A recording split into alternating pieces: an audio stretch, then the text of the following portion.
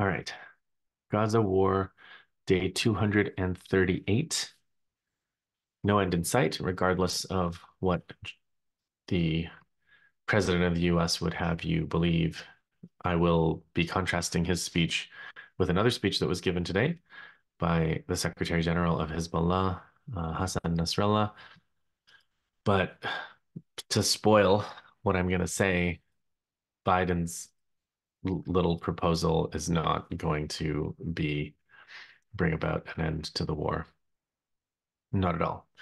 So I'll explain that, but let's do some other news first. Colombia encampment is back. So all of the repression, whatever, however many millions of dollars went into paying the NYPD to conduct a military assault on the students at that university was all for nothing. The students are back. They've made a banner with some colorful language saying, "We're back." If you haven't seen it, I hope you do. There was an Arab summit, an Arab National Congress in Beirut, Lebanon, and some interesting speeches there. Among them, interesting for today, especially given what Biden said, Ismail Haniyeh, the head of the political wing of Hamas, he said the enemy is trying to use negotiations to extend the war, and we're not going to participate in that charade, basically. But there were other speeches. Yemen was there, Islamic Jihad was there, Iraq resistance was there, Hezbollah was there. There were most of the resistance countries' powers were there. The Secretary General of the Arab National Congress, Hamdin Sabahi, he said something pretty notable. He said, "We have already achieved victory. The most important thing is to preserve this victory." The head of the Secretary General of the Sayyid al-Shuhada brigades in Iraq, one of the resistance groups, Abu Ala al-Wala'i, he said that what distinguishes the resistance operations in Iraq is their continuity despite political circumstance prompting the enemy to send threats through intermediaries. So what does that mean? I read that to mean a statement not unlike what the Ansarullah people, the so-called Houthis, said in Yemen yesterday. They said, "We'll support Palestine no matter whether the whole world pours all their weapons on Sana'a." The Iraqi resistance is saying, "We can't be, you're not going to get a deal. You're not going to get us to go away by making some deal with us. The only way to stop resistance activities from the axis of resistance is to stop the aggression on Gaza." So in Yemen, we had our multi-million demonstration in Yemen. As usual, the Million Man March in Yemen supporting Gaza every Friday. Also, there was an announcement from Yahya Saree. Again, if you haven't seen Yahya Saree give a press conference, you haven't seen how to give a press conference. So please make sure you catch at least one press conference given by Yahya Saree. He announced that the Ansarullah, in retaliation for all of the bombing raids that the Americans and British did, they hit the aircraft carrier, the Eisenhower. There were 6 hits. They claimed to have hit 6 hits. Someone pointed out all of the different airspace. Someone on Twitter pointed out all of the different airspace that was crossed in order to bomb Yemen. And I think this is a very important diagram. It's worth, it's well worth looking at. So one of the bombers came from Qatar, crossed Saudi Arabia to bomb Yemen. One of the American, one of the American bombers came from probably from the aircraft carrier that the Yemenis, that Ansarullah hit. One of the British bombers came from Cyprus. I'm sure Cyprus is happy to be included in this genocidal coalition and flew all over Egypt and then into the Red Sea to bomb Yemen. So the countries of the region continue to provide these valuable services to the imperialists that are committing genocide against their Arab nation. So that's part of what the Axis resistance speeches are always lamenting. They're showing how the Americans couldn't bomb Yemen if they couldn't get there. Um, they also couldn't supply Israel if it wasn't for Cyprus and the ability to traverse that airspace and, of course, that air base. So, speaking of demonstrations, Jordan, and speaking of airspace and every other space that's been put at the service of the occupation in Jordan, demonstrations are back. There were huge demonstrations in Jordan. Slogans included put the sword against the sword. We are the men of Mohammed Daif being the military commander, one of them of the armed wing of Hamas. Record my name in the flood. We don't want any Zionist embassy here. We are besieged too. So before I get to Nasrallah's speech, we should talk about Hezbollah's actions over the past 24 hours, I guess. They hit another Iron Dome battery in Zawara, apparently. They're targeting the Iron Dome batteries. I saw some reports online that they hit some kind of $90 million radar installation. So there's a radar in, and typically what happens when they destroy some anti-aircraft asset is that becomes then a prelude to using the absence of that umbrella to hit targets with missiles, advanced missiles, and missiles that would have otherwise been shot down by that radar. So let me see if I can find it for you before we go on. Because I'm just trying to find it because I thought I had seen it somewhere here. And let me see. Is this it? Yes, it is. Okay. It was Sina that sent it to me. And here is what this is what's claimed. I can't verify this, but it says here's the target that was completely destroyed by Hezbollah deep in the ELM 2080 Super Green Pine radar, designed to detect and intercept ballistic missiles, costs $90 million. We do know that the Israeli media have said that Hezbollah hit something important and they can't say what because of censorship. And the other thing technologically that they said was that the Hezbollah drones are using navigation cameras. So if you have these various kinds of smart missiles, one of the ways that they find their target is like your car, they use GPS navigation. So this could be satellites, it could be connecting to satellites in space and using the satellites to navigate, using the data from the satellite to navigate on an ongoing basis. It could be using cell phone signals and cell phone towers, which is what our cars do, or what our phones do when we're navigating with our cars.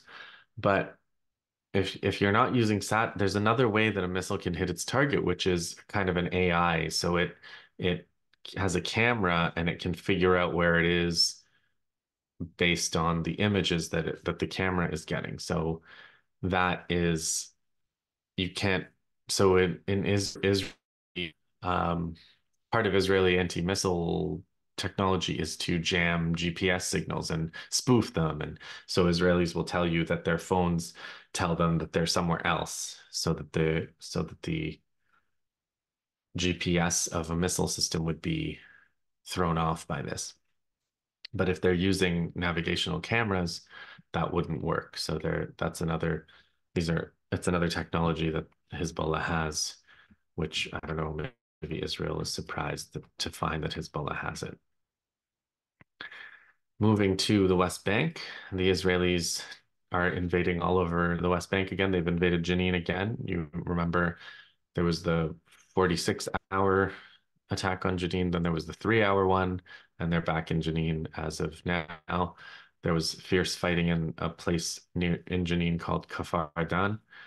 The Israelis invaded Khalil. They've reinvaded Tubas. The Palestinian Authority is abducting resistance fighters in Tubas. They're raiding and besieging a house in Kalkilia. There was resistance fighters using explosive devices on Israeli vehicles in Nablus. So all over the West Bank, again, fighting everywhere. Now we come to Gaza. After 21 days, yesterday I said there was a partial withdrawal from Jabalia. It seems like there's been a pretty much a withdrawal from central Jabalia. I saw only one field report of fighting from Palestinian Islamic Jihad, or like Sarai al-Quds today. After that so-called withdrawal, there are unbelievable atrocities that people returning have found: destruction of infrastructure, destruction of houses, murders, torture murders, mass graves, children murdered, all kinds of horrors that they're uncovering after as they return to see what the Israelis did in Jabalia. It's interesting because in Jabalia, the Israeli media, one of the Israeli, I guess this is something that was referenced by Nasrallah in his speech. One of the someone named Eisenkot, who I guess lost nephews and I don't know, some people from his family went to Gaza to kill Palestinians and lost their lives in fighting the resistance. Eisenkot apparently is the architect of the Dahiya doctrine, which is mass destruction of civilians as a reprisal. When they invade somewhere and the resistance fights back, they destroy whole neighborhoods. And this is some kind of genius doctrine by the Israelis, which they call the doctrine. Anytime Israelis kill people, they call it a doctrine. So when they kill their own people, it's called the Hannibal doctrine. And when they kill huge numbers of civilians in neighborhoods, it's called the Dahiya doctrine. So good for them to think of lots of different doctrines to summarize killing people from your side or the other side. This person, Eisenkot, he said supposedly one brigade, which was supposedly destroyed in Jabalia, has won a battle against an entire division of Israeli troops. And the fighting was really hard and we lost. So that's his assessment. The Israelis withdrew after fighting this one supposed brigade with this entire division. And left behind all of these scenes of utter atrocity. So let's talk about Biden's speech. Ali Abu Nima from the Electronic Intifada. You all know Ali Abu Nima. I don't have to tell you about Ali Abu Nima. Anyone who's here probably knows about this channel because of Ali Abu Nima's Electronic Intifada. But Ali Abu Nima's wrote an article for Electronic Intifada called "Biden Admits Israel's Defeat in Gaza." So they show the video there on EI if you want to watch it. I didn't. I don't bother watching, but I did read the transcript. Ali annotated the transcript of Biden's proposal, so-called proposal. But let's go through Biden's proposal a little bit. He says, we want to bring all the hostages home, ensure Israel's security, Hamas out of power, and a better future for Israelis and Palestinians. So that's what he says. Hostages and Hamas out of power ensures Israel's security. Now he says Israel has offered a comprehensive new proposal. No, they haven't. Um, I don't know what this is, but this is not true. So he says it's been passed on to Hamas. The three phases are full and complete ceasefire, withdrawal of Israeli forces from all populated areas, release of a number of hostages in exchange for hundreds of Palestinian prisoners, humanitarian assistance would surge with 600 trucks per day. All aid would be safely and effectively distributed to all who need it, hundreds of thousands of shelters. All of that would begin during the 6 weeks of phase one. So this is actually pretty close to what Hamas was offering. This is what they already agreed to, as Ali points out. Then he says, if the negotiations for phase two is the exchange of all remaining hostages, including soldiers. Israel withdraws from Gaza. I thought Israel already withdrew in phase one. Temporary ceasefire becomes cessation of hostilities permanently. And then phase three, reconstruction. That's the offer on the table. So this is basically the offer that Hamas agreed to and Israel invaded Rafah instead of doing. He said, that's what we're asking for. That's what we need. they've he said Israel can make this offer because they've devastated Hamas forces over the past 8 months. Outright lie. Biden lies like nothing. It's nothing to him to tell complete lies. He's talking about photos that he's never seen, etc. Hamas is no longer capable of carrying out another October 7th. This is funny because this is the way they talk, right? We don't ever want to see another October 7th. They don't have any problem seeing another genocide. Um, October 7th, that's the thing that has to be prevented, even at the cost of genocide. So, anyway, um, he said there are those in Israel, even in the government, that won't agree with this plan. They've made it clear they want to occupy Gaza. So this is a harsh statement to them. He said they want to keep fighting for years. The hostages are not a priority. Well, I've urged the leadership in Israel to stand behind this deal. To the people of Israel, let me say this. I ask you to take a step back and think what will happen if this moment is lost.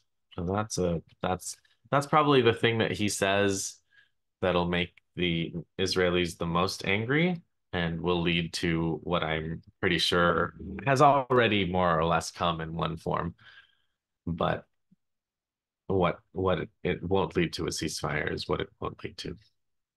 Then he goes on, he says, indefinite war in pursuit of an unidentified notion of total victory will only bog down Israel in Gaza, drain economic, military, and human resources further, Israel isolation in the world. It will not bring hostages home. It will not bring an enduring defeat of Hamas, and it will not bring Israel lasting security.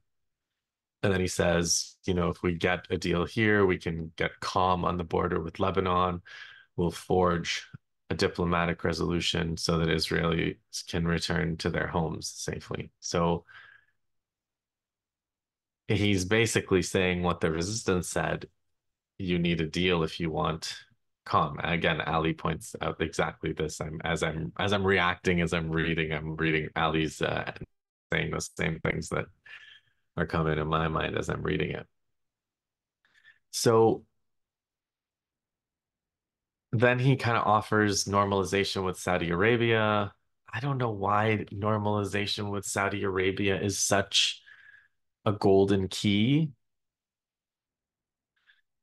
Saudi Arabia is not Israel's problem. Saudi Arabia has never been a problem for Israel. Saudi Arabia has always collaborated with the US.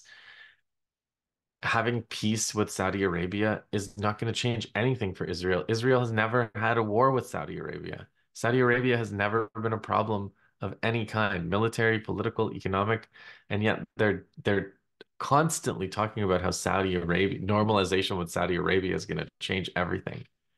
Saudi Arabia effectively has normalized with Israel since before Israel existed. I don't know. It's just ridiculous that this is always the thing.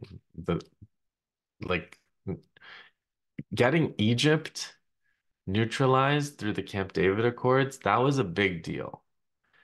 Getting Jordan as a stable collaborator, that was a big deal. Destroying Syria's ability to independently fight Israel was a big deal, normalization with Saudi Arabia is not going to do anything for Israel. But Biden promised it. He said this path is available. He says he offers Palestinian self-determination, dignity, security, and freedom. So, and Ali says it's notable that Biden doesn't say anything even about the two-state solution. Self-determination can mean anything. That's right. So he says if Hamas fails to fulfill its commitments, Israel can resume military operations. But Egypt and Qatar have assured me that they're going to work to ensure that Hamas doesn't do that. That's what this deal says. This is a decisive moment. Hamas needs to take the deal. Now it's time to voice and demand Hamas comes to the table, agrees to this deal, and end the war that they began.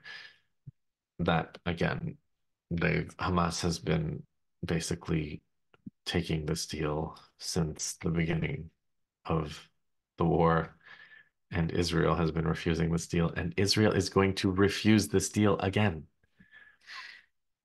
So, what else is there? He says, he repeats October 7th lies. He does all kinds of other little distortions. But that's, he outlines basically as if it's his deal and as if it's a new deal.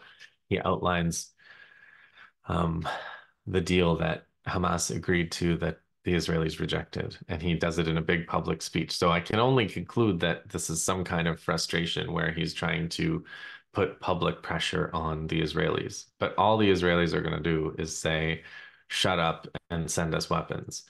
And the response that did happen was I was expecting Netanyahu to come out and make a speech, but instead he played it even smarter. This is what he's really good at, is playing the American political system, not necessarily um, anything else. But you can definitely say that he is masterful at navigating the problems of the joint Israeli-US ruling class. So hours after, or sometime after, either at the same time or just after, we have Congress inviting Netanyahu to come and address Congress uh, again. So they did I'm honored to invite, Mike Johnson says, I'm honored to invite Israeli Prime Minister Netanyahu to address a joint meeting of Congress. Chuck Schumer signed. Remember when Schumer said Netanyahu has to go? Well, he signed. Mike Johnson, Mitch McConnell, bipartisan, everybody signs, everybody invites Netanyahu. This is what Netanyahu does when he wants to humiliate American presidents. He did it to Obama. He's doing it to Netanyahu. So it's that's that was the only way that that could have gone. Maybe Netanyahu will say something even more direct in the coming day, but this is not gonna, this ceasefire is not gonna happen. And by the way, I have been saying on this channel that and on Twitter that a ceasefire will happen when Israel feels sufficient pain to agree to a ceasefire and not when Biden orders a ceasefire, because it is not a it is not the US that puppeteers Israel. That is not the relationship. The relationship is not that Israel is a US puppet or a US proxy. Israel and Israel's ruling class are part of the ruling class of both countries. There's a joint elite of these countries. There's a revolving door. And right now, the balance is held much more by Netanyahu. He's the one who gets to do what he wants and go where he wants. And he's the one who decides whether Israel is going to continue on this war or not. So pressure on Biden signed to continue sending weapons. So will the other politicians. They're bought and they're paid for. And they will keep this up. So, and that's also, by the way, why I don't get detailed into what American or even Israeli politicians or public or polls say. What they say and do um, is always going to be they're always going to do all the genocide that they can get away with. So what needs to be watched is not them. They're always going to do whatever horrific crimes they can get away with. What needs to be watched and what's interesting and changeable and in flux in this world is those that are fighting them. That's what's going to determine the future is the success or failure of the people that are fighting this genocide bloc. The genocide bloc is just going to keep doing what it's doing. It's just this death train that chugs along, and they make these various speeches and say these various horrific things. But what you need to watch is the resistance. So, on that note, let me say a few words about breaking down Nasrallah's speech today. Nasrallah was speaking to commemorate uh, a religious leader named Ali Kourani, not somebody whose background I know much about, but he actually talked about at the beginning about how I thought it was kind of a de-exoticizing thing that he said, people say that we Shia believe that Israel will be defeated when the second coming of the great Mahdi comes. The Mahdi is like some kind of savior kind of figure in the religion. And he said, no, he kind of separated the earthly concern of defeating Israel from the notion of the second coming of the Mahdi. So this was, I thought it was an important. And then he said, we have for every reason Israel has to go from this region. He talked about he quoted Eisenkot. He said, he quoted Eisenkot saying, an entire Israeli army division consisting of several brigades is fighting against a single brigade we had already announced was dismantled, and the fighting is fierce. Actually, it's over. That division has withdrawn. He talked about how Netanyahu's decisions are actually making things worse for Israel. So he makes that argument. And he said, because Netanyahu and the extremists in Israel view this as an existential battle, we must also view it as a battle of existence and destiny. Israel's victory will have very serious effects on all the people of the region, and its defeat will have many impacts on the region and its people. This battle concerns everyone. So he says,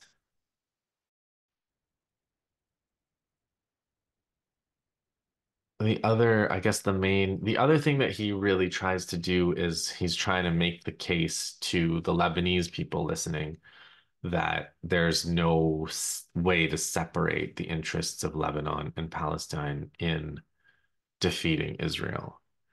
And I think this is a point that he feels that he has to make for various reasons. But I also think it could very well be a prelude to the escalation of what I think is the inevitable escalation of the war to a full-on war between Hezbollah and Israel, because Israel is bombing deeper into Lebanon. Hezbollah is attacking more and more strategic targets in terms of Israel's missile defense and military infrastructure. And these kinds of messages where he says only resistance works, Lebanon is also going to be destroyed if Gaza falls. The reason that he would make these if you think about why he would be making these arguments at this time, saying that this is an existential battle for all of us, for saying that everybody who can fight this battle should fight this battle. He said something like, if we were in Latin America or if we were in, somewhere far away, we could talk about our solidarity and give a statement of solidarity, and that would be enough. But in our region, this is our region. This we have to actually join this fight. And then he talks about how what Lebanon is doing is a support front, but it's a battle that shapes the destiny of the region and continues its work. So, and he says, the resistance is stronger than ever before. The enemy is in the worst condition in 75 years. The issue is a matter of time and stability. So, so I think between Biden's speech announcing a ceasefire deal, the immediate invitation of Netanyahu by Congress, and Nasrallah's speech about the inseparability of Gaza's war from the cause of Lebanon and Hezbollah. I think these all are precursors to further escalation. I guess we'll see. What do you think? Maybe tomorrow a ceasefire happens and I'm wrong. Sure hope so, but I don't think so. So until then, as usual, hang on, like, subscribe. I'll see you in the next one.